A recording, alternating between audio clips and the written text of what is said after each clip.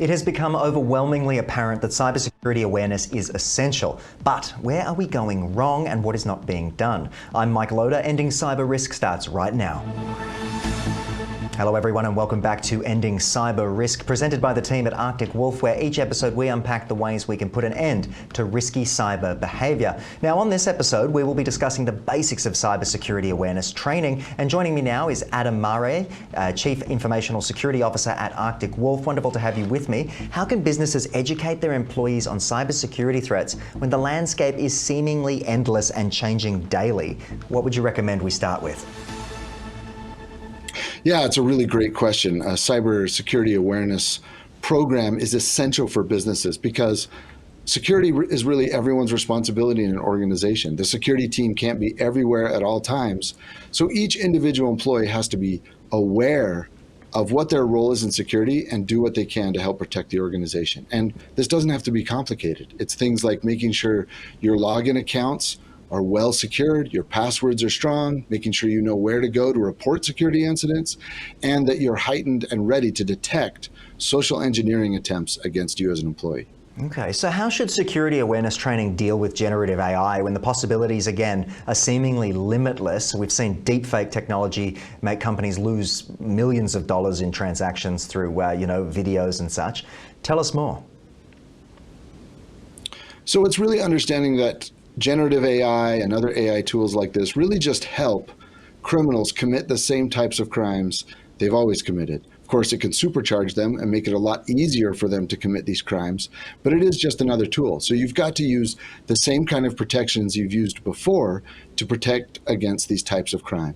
I like to think of all the different types of social engineering. You can think of phishing, business email compromise, people trying to get you to do things you shouldn't do through text messages. All of these types of attacks, even if they can be supercharged through AI, can be defended against if you have appropriate processes to do things, you know who's authorized to do those things, and then you never deviate from your secure process or the person that should do them. We run into problems when people try to become too helpful and then they do something that they shouldn't. Okay, yeah, it's interesting and good advice there. So what are some of the keys to creating engaging, effective security awareness training? I'm picturing somebody wheeling out one of those big televisions and putting on some old dated VHS tape, you know what I mean? But how do we make it more engaging and of course, more, I guess, entertaining in some ways, edutaining?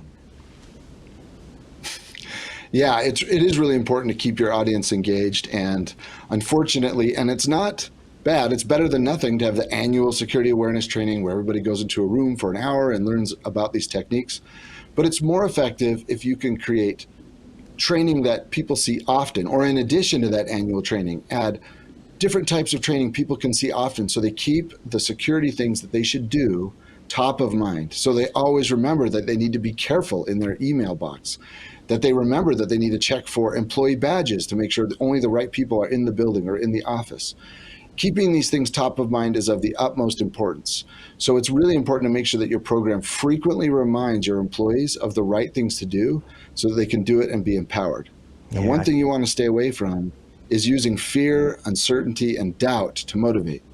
You should empower your employees and they should feel like they can do it. They understand what the threat is, but they know that they can do it, rather than feeling scared that an attacker's around every corner. I think that's very good advice too, because that's exactly the thing that a lot of these threat actors will play on, is urgency and fear and whatnot.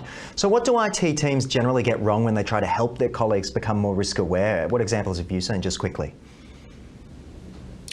Well, some bad examples, or maybe not the most effective examples, are when we, name and blame and shame, right?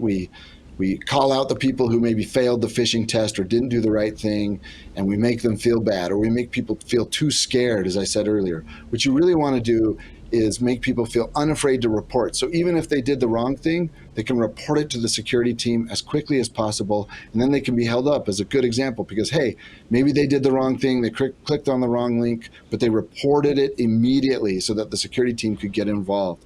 And that's really what you want to do. You want to make sure that people know they're part of the security team.